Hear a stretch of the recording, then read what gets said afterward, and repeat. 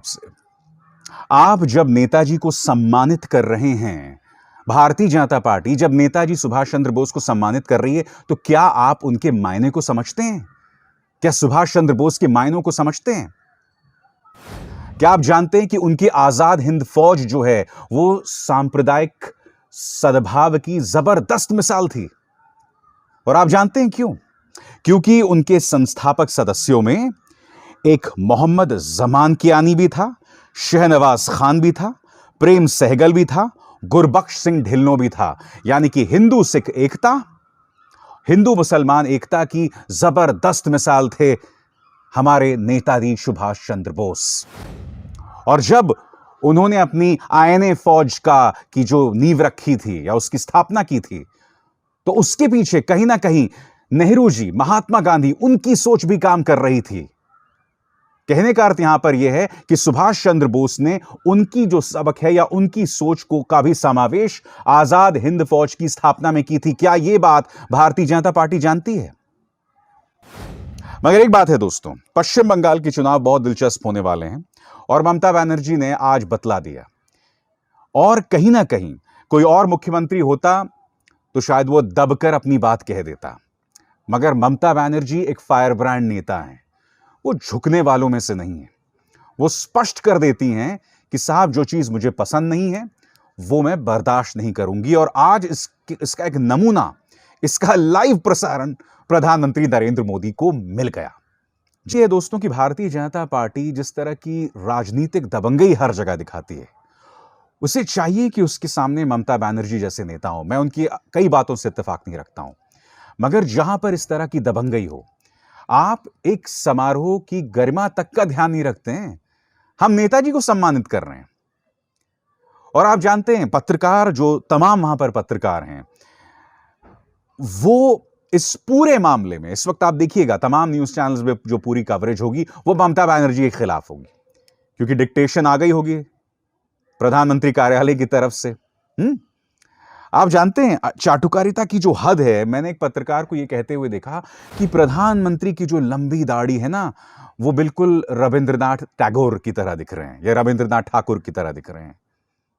दो बातें, पहले तो बीजेपी ये समझ ले कि असल में रविंद्रनाथ ठाकुर है, क्योंकि मैंने एक बार गौरव भाटिया को एक डिबेट में यह कहते हुए सुना था कि टीएमसी के नेता यह कह रहे थे रविंद्रनाथ ठाकुर, जबकि रविंद्रनाथ टैगोर होता है। रविंद्रनाथ टैगोर दोस्तों, वो अंग्रेजी में, टैगोर जो है वो अंग्रेजों का दिया हुआ नाम है, मगर ठाकुर जो है वो शुद्ध बांग्ला नाम है। समझ में आई? तो जो मैं बात कह रहा था दोस्तों, कि प्रधानमंत्री नरेंद्र मोदी की लंबी दाढ़ी को भी लोग ये कह रहे हैं, उनके चाटुकार पत्रकार ये कह रहे हैं कि देखिए बिल्कुल रविंद्रनाथ टैगोर की तरह दिख रहे हैं। दो चीजें दोस्तों यहां पर।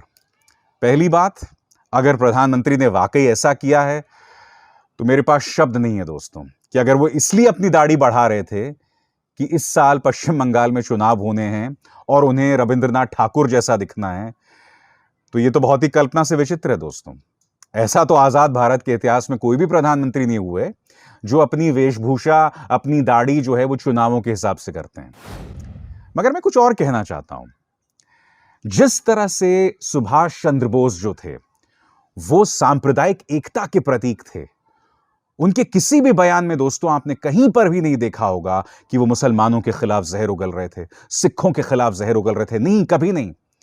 हालांकि उनकी जो राजनीति थी, उनकी जो सोच थी, उनके ताल्लुकात हिटलर और जापान से भी रहे हैं। बावजूद उसके उनकी सोच फासीवादी नहीं थी। उनके हिटलर या जापान से ताल्लुकात इसलिए थे क्योंकि वो अंग्रेजों को किसी भी कीमत पर हराना चाहते थे। वो एक अलग मुद्दा है, उस पर हम कभी और चर्चा करेंगे। मगर जिस तरह से सुभाष चंद्र बोस जो हैं वो किसी भी सूरत में सांप्रदायिक नहीं थे, उसी तरह से आपको याद रखना चाहिए कि रविंद्रनाथ ठाकुर ने क्या कहा था। रविंद्रनाथ ठाकुर की जो शिक्षाएं थी उसके अंतर्गत यही था कि हम राष्ट्रवाद के नाम पर इंसानियत की बलि नहीं चढ़ा सकते। उन्होंने हमेशा इंसानियत का दर्जा राष्ट्रवाद से ऊंचा रखा। अगर आज रविंद्रनाथ ठाकुर जिंदा होते ना, तो ये बीजेपी वाले उन्हें भी देशद्रोही बता देते। हकीकत यह है, जी हां, इन्हें चुनाव जीतना है, इसलिए ये लोग रविंद्रनाथ ठाकुर और नेताजी सुभाष चंद्र बोस को अपने सिर पर बिठाए घूम रहे हैं। हकीकत ये है।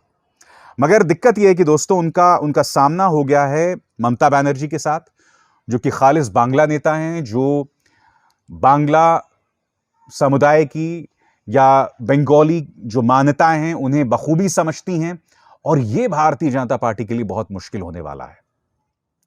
तो ये तो थी आज जो पूरा ड्रामा हुआ ममता बनर्जी और प्रधानमंत्री नरेंद्र मोदी के बीच। जो दूसरा मुद्दा जिसकी लगातार चर्चा की जा रही है कि कल किसानों ने किस तरह से योगेश नाम के एक शख्स को पेश किया।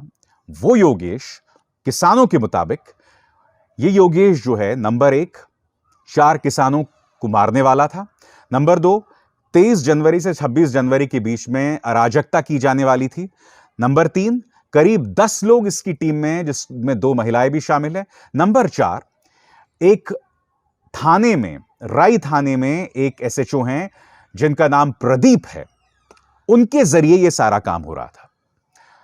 किसानों ने इसे पेश किया और उसके बाद उसे पुलिस के हवाले कर दिया।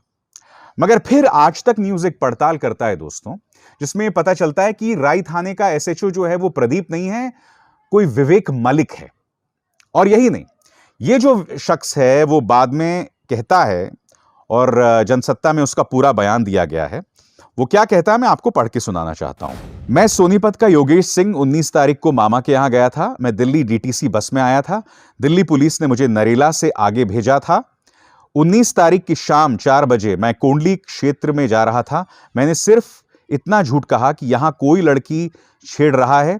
इसके बाद वो कथित तौर पर प्रदर्शनकारी मुझे ले गए और कैंप में पैंट उतारकर खूब मारा, ट्रॉली में उल्टा लटका कर भी पीटा गया। सिंह ने आगे कहा, अगले दिन मुझसे कहा गया कि जो भी कहा जाएगा वही कहना होगा। मैंने इसे मान लिया। उन्होंने मुझे खाना खिलाया और कहा कि जैसे जैसे कहा जाएगा वैसे वैसे मुझे बोलना पड़ेगा। अब यह आदमी इस तरह का दावा कर रहा है। कौन सच है दोस्तों, किसान या प्रचार तंत्र? कौन सच है, किसान या पुलिस? मैं आपको सिर्फ यही चीज बतलाना चाहता हूं दोस्तों, कुछ और नहीं देखना होगा।